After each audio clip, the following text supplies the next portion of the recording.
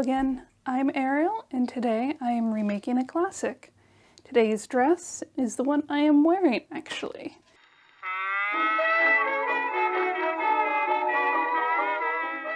So this dress is the first dress I've ever made myself using an authentic pattern. I used the Annie Adams mail order 4992 to be exact. And it's from the late 40s, early 50s. I haven't found an exact date, but I've seen catalogs with similar dresses. At the time that I made this pattern, I had really wanted to be as authentic as possible. This time around, I'm not as concerned with the authenticity of the materials that I'm using. I'm more concerned about comfort. This fabric that I used is a quilter's cotton, so it's a little denser than like an apparel cotton. And it's, gotta be honest, kind of a thick girl. It feels kind of heavy. I like to wear this dress in the winter because I'm going for something that's easy and breezy, something you might wear at the beach or on the promenade. So for this next project, I'm going to be using a cotton blend. It's very easy breezy cover girl. It is a poly cotton. I had bought it way back before I knew that poly was the devil, but waste not, want not. So this is one of my favorite dresses that I've made. As I said, it's the first dress that I made using an authentic vintage pattern. And despite being so inexperienced when I made it, it's actually held up really nicely over the years. I have had to do a few alterations. I did make the sleeves a little shorter, and I also replaced the hook eye closure on the sides with an actual zipper. And as you can see, I did have to replace one of the reproduction buttons with an imposter. I do really like the way the pockets are. I really enjoy the bucket style pocket. As far as my new dress goes, I am going to revamp it a little bit to feel a little more 1950s than late 1940s. Namely, I am going to be hiking up the skirt, ooh la la, and I think I'm going to be adding a bit of piping along the collar and along the tops of the pockets as a visual interest. I'll also be doing the short sleeve version as opposed to the long sleeve version. Well, that is what I have, and I'm ready to get started, so let us begin. We begin by cutting out the material. My little helpers today will only be making a very small appearance today. And as far as alterations go for the top half, I do not recall making any alterations when I originally made this dress, or if I had, I've completely forgotten and I've made 0 notes. So we'll see how that goes. As far as the skirt panels go, there is actually pre-marked diamonds on the pattern suggesting where to shorten the skirt at, so I used that as the guide, and I added an extra 1.5 inches to those marks. Additionally, I did put about 1/4, maybe 1/2 inch on each panel just for ease because I'm like that. For visual interest, I am cutting the pockets and the pocket lining along with the collar and the sleeves out of this white material. This white material is cotton, but it is actually leftover drape. It's leftover drapery lining, so it's a little thicker, but since it's only going to be in small areas, I don't think it's going to be making that much of a difference as far as how heavy the dress is. Fun little thing I noticed though when I was setting out my pieces is that the sleeve piece is actually cut into 2 separate pieces. Whoever had originally made this dress had made it in the short sleeve variety, but saved the long bit in case they ever wanted to make a long sleeve. I distinctly remember only using that long sleeve portion, which is probably why my sleeves never fit right, because it was missing a whole half of that pattern piece. I also didn't have enough of the white to make a full color piece. I did cut the inside of the color out of the gingham.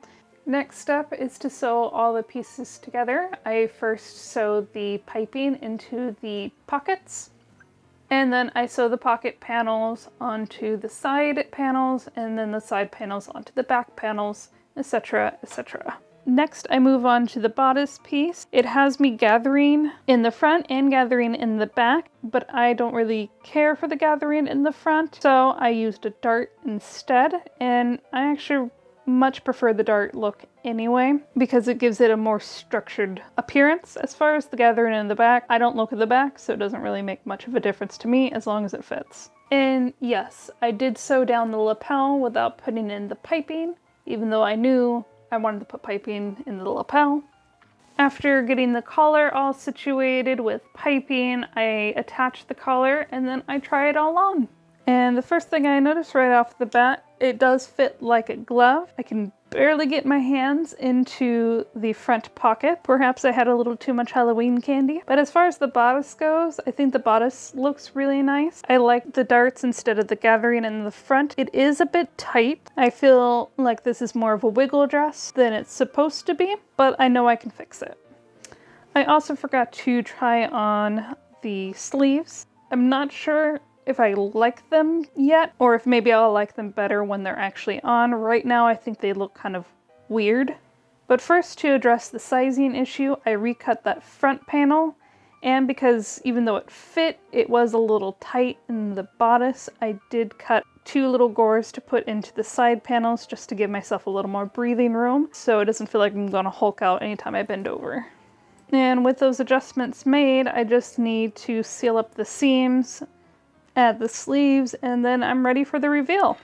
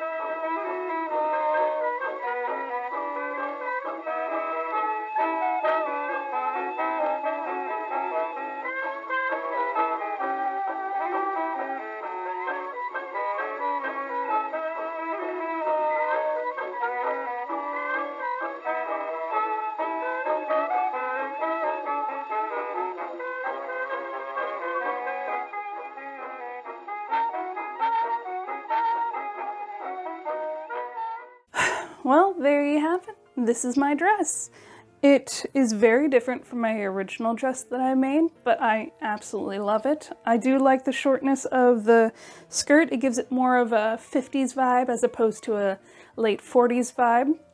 The only thing is it is very narrow compared to a more mid to late 50s silhouette, so my 50s petticoat is a little too much for this. It might be a new project in the future to make a thinner petticoat.